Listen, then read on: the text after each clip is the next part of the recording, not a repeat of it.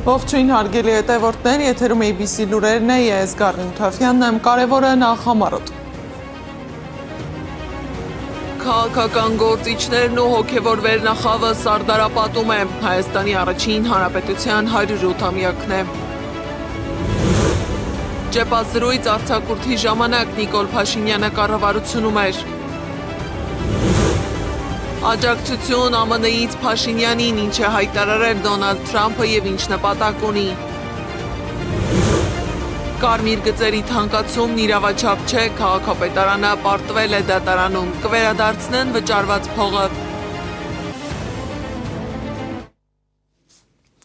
Քաղաքական գործիչներն ու հոգևոր վերնախավն այցելում են Սարդարապատ։ Ամենայն հայոց կաթողիկոս Գարեգին II-ը Մայրաթոր Սուրբ Էջմիածնի միաբանների ուղեկցությամբ այցելել է Սարդարապատի հուշահամալիր։ Վեհափառը հարգանքի տուրք է մատուցել հայ ժողովրդի անկախ պետականության համար իրենց կյանքը զոհաբերած հերոսների հիշատակին։ Գարեգին II-ը նաև աղոթել է մայիսյան հերոսամարտերում նահատակված հայորդիների հոգիների խաղաղության և հանգստության համար։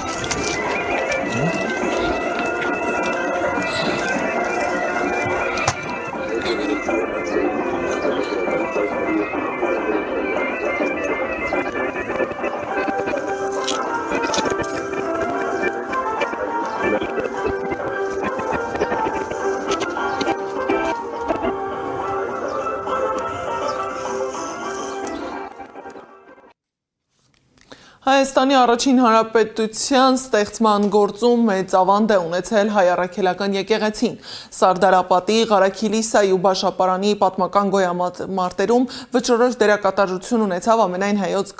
Գևորգ 5-րդ կաթողիկոսը։ Ամենայն հայոց կաթողիկոս Գարեգին II-ը շնորհավորական ուղերձ է հղել, վեհափառը հորդորել է ներկա բարդ ժամանակներում արտաքին ու ներքին մարտահրավերներին հանդիման պիտի միաբանվենք և միասնաբար հզորացնենք մեր պետությունը։ Գենաց մահու պայքարում մեր ժողովրդի քաջարի զավակները, այդ թվում մեր Սուրբ եկեղեցու հոգևորականները, հաղթանակ տարան և սենունդների համար ապահովեցին հարազատ հողում անկախ ու ազատ ապրելու արդար իրավունքը։ Նույն անվեհեր ոգով ազգիս նվիրյալ զավակները նոր ժամանակներում անձնվիրաբար պաշտպանեցին երկիր հայրենին։ Շատեր իրենց անգին կյանքը զոհեցին մեր պետականության անսասանության և անվտանգ ու արժանապատիվ ապագայի համար։ Այսօր մենք ազգովի գլուխ ենք խոնարհում մեր հերոսների առջև և անմար պահում նրանց լուսավոր հիշատակը մեր սրտերում։ ԱԾՄ մեկուսարանից ուղերձ է հղել Բագրատ arczepiskopos Գալստանյանը։ Բաշապարանի, Սարդարապատի, Ղարաքիլիսայի հերոսամարտերի հաղթանակի տրամաբանությունից ծնվեց մեր անկախ Հայաստանը։ Ծնվեց լքված, կեղեքված, հիվանդ, ցեղասպանված ժողովրդի կամքից, հաղթանակի ձգտումից, ծնվեց այն ժամանակ, երբ մեր ժողովուրդը ինքնագիտակցության, ինքնաճանաչողության բարձրակետին էր հասել, հասկանալով, որ դա իր վերջին հանգրվանն է, գրել է Սրբազանն ուղերձում։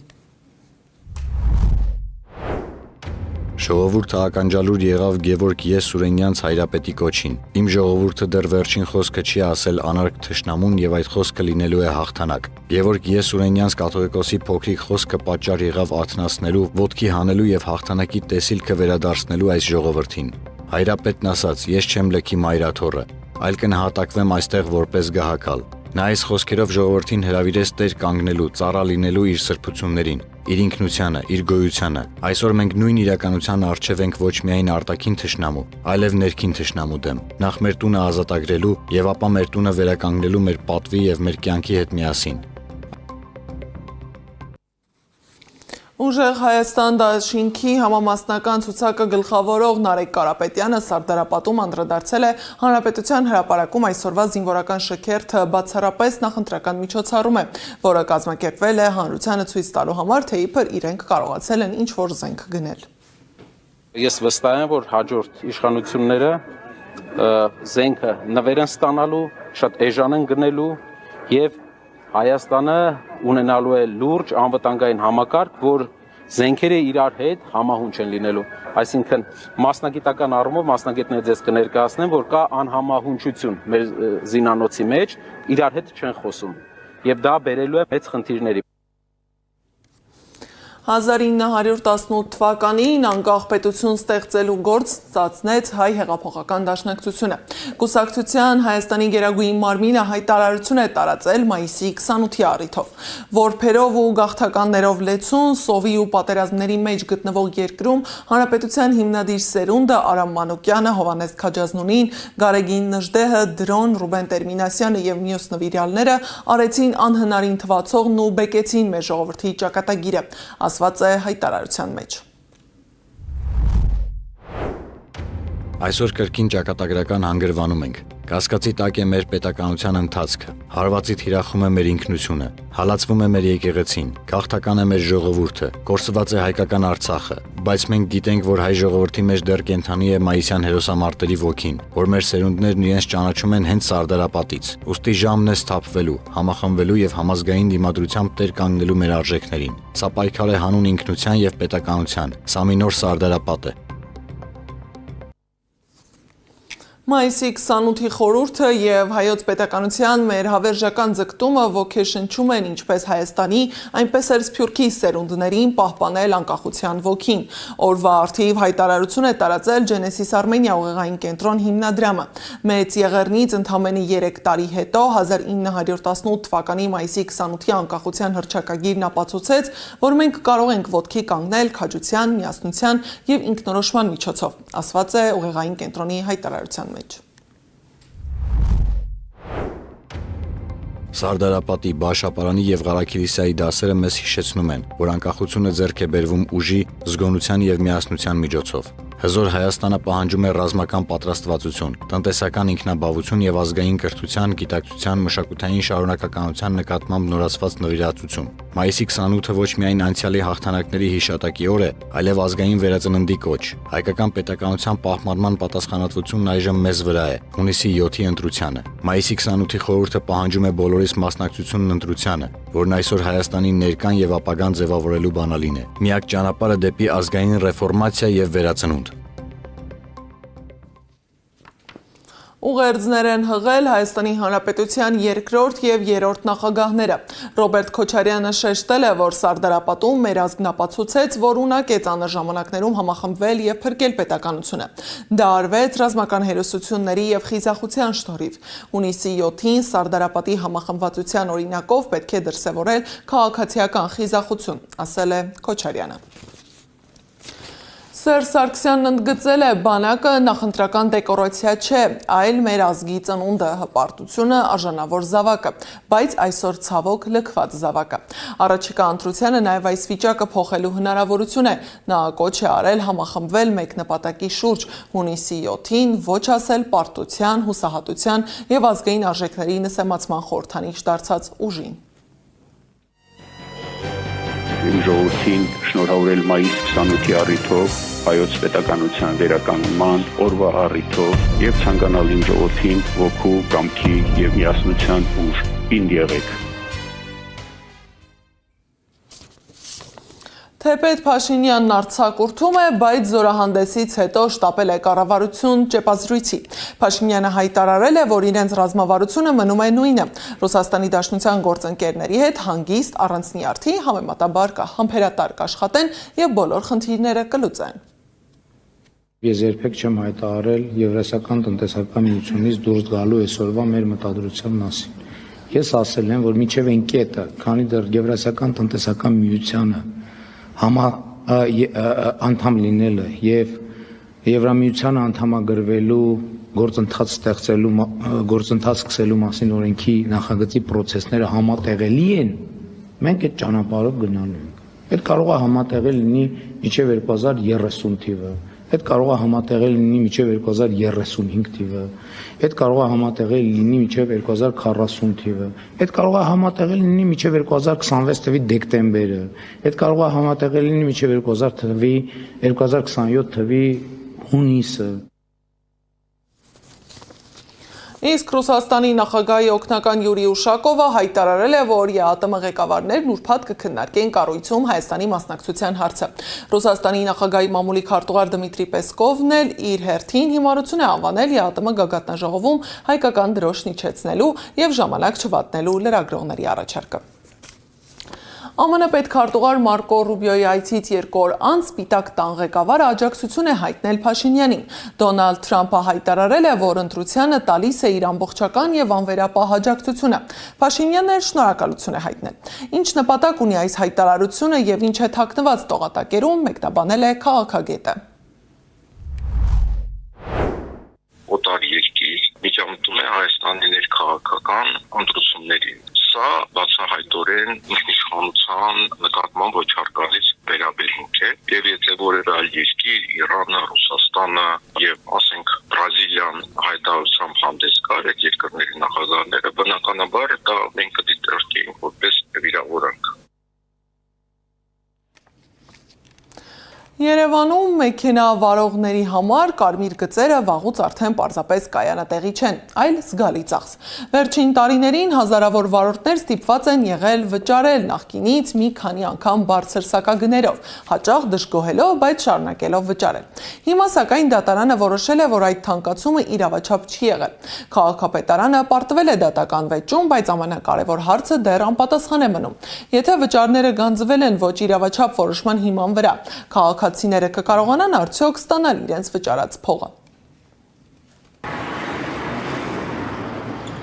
Երևանցիներն արդեն 3 տարի է տարեկան 160,000 դրամ են վճարում մեքենաները կարմիր գծերում կայանելու համար նախկին 12,000 դրամի փոխարեն։ Ու մինչ քաղաքացիները պարտաճանաչ վճարում էին, պարզվել է կարմիր գծերը թանկացնելու քաղաքապետարանի որոշումն իրավաչափ չէ։ Երևանի կարմիր գծերի շուրջ տարիներ շարունակվող դատական վեճը նոր հանգրվան է մտել։ Վճռաբեկ դատարանը վարույթ չի ընդունել Երևանի քաղաքապետարանի ներկայացրած բողոքը, ինչի արդյունքում ուժի մեջ են մնում ստորադաս դատարանների այն որոշումները, որոնցով 2025 թվականի կարմիր գծերի սակագների բարձրացումը ճանաչվել էր ոչ իրավաչափ։ Իհարկե արդարացի էր, որովհետև տարիներ շարունակ այսօրվա իշխանությունները զբաղված են ապօրինություններով, ոչ միայն կարմիր կետագծերի հարցով, այլ նաև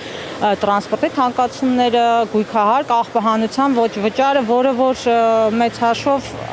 արդարացի չէր իրականում։ Իսկ կարմիր կետագծերի հարցով դատարանը նաև որոշեց, որ ոչ իրավաչափ է եւ այս 3 տարիների ընթացքում Մայր Հայաստանը Անդրանիկ Թևանյանի եւ մեր փաստաբան Վահե Գրիգորյանի հետ պայքարեցինք, որպեսզի այդ անարդարությունը շտկենք։ Դատական այս գործընթացը նոր չէ։ Կարմիր գծերի թանկացման վերաբերյալ Երևանի ավականու որոշումը բազմիցս դարձել է դատական քննության առարկա։ Դատարանները տարբեր փուլերում ոչ իրավաչափ են ճանաչել թանկացումը, իսկ քաղաքապետարանը շարունակել է բողոքարկել որոշումները։ Այս անգամ սակայն վճռաբեկ դատարանը չի ընդունել հերթական բողոքը վարույթ եւ ընդդիմությունը սա համարում է վերջնական հաղթանակ։ Հարգելի վարորդներ, դուք ունեք իրավունք դիմել քաղաքապետարան եւ հետ վերադարձնել այն գումարները, որ ապօրինաբար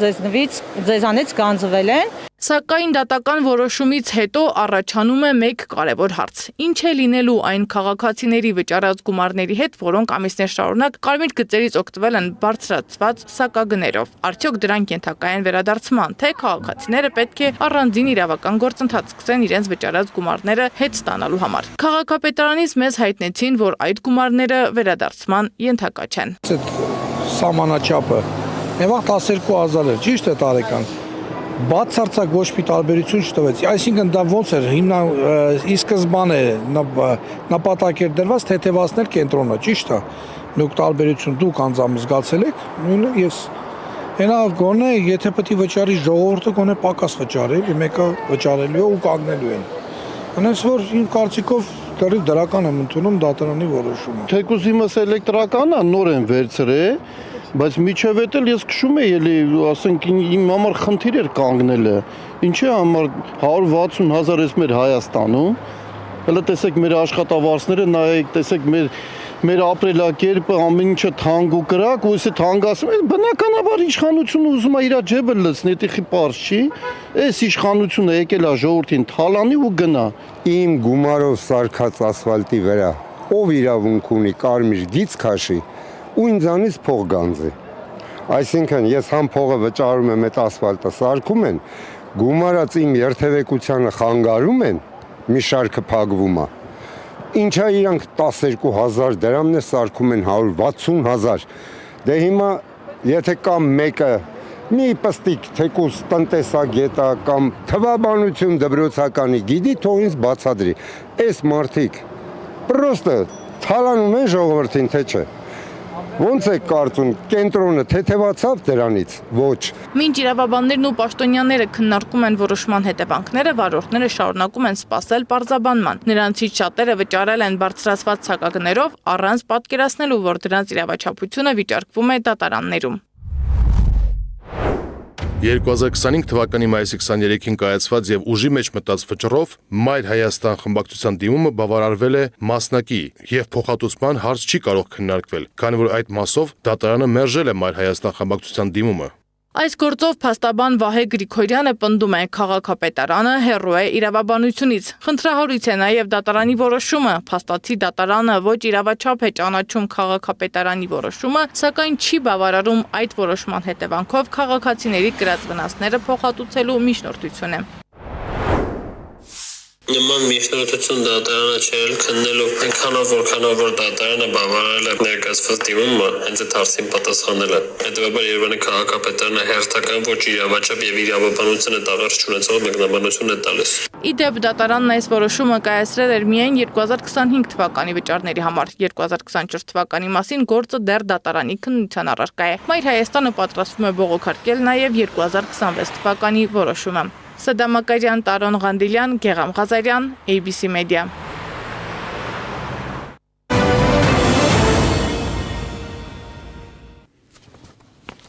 Իրանը խոստանում է մեկ ամսվա ընթացքում վերականգնել Հորմուզի նեղուցով առևտրային նավագնացությունը, ինչպես նախապատերազմյան շրջանում էր։ Իրանի պետական հեռուստաալիքը հայտնել է, որ Թեհրանը կկառավարի նեղուցով նավագնացությունը գործակցելով Օմանի հետ։ Հաղորդել են, որ Թեհրանն ունի Միացյալ Նահանգների հետ նախնական ոչ պաշտոնական շրջանակային համաձայնագրի նախագիծ։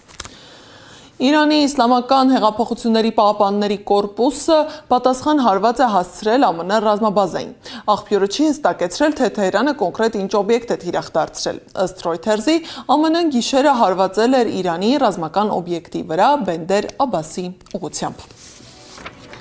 Այս ժամի համար նախատեսել էինք այսքանը, շարունակեք հետևել մեզ սոցիալական բոլոր հարթակներում, ժամը 18-ին եթերում կլինի ABC Newsroom-ը, եթերում կլինի Աննա Սարգսյանը։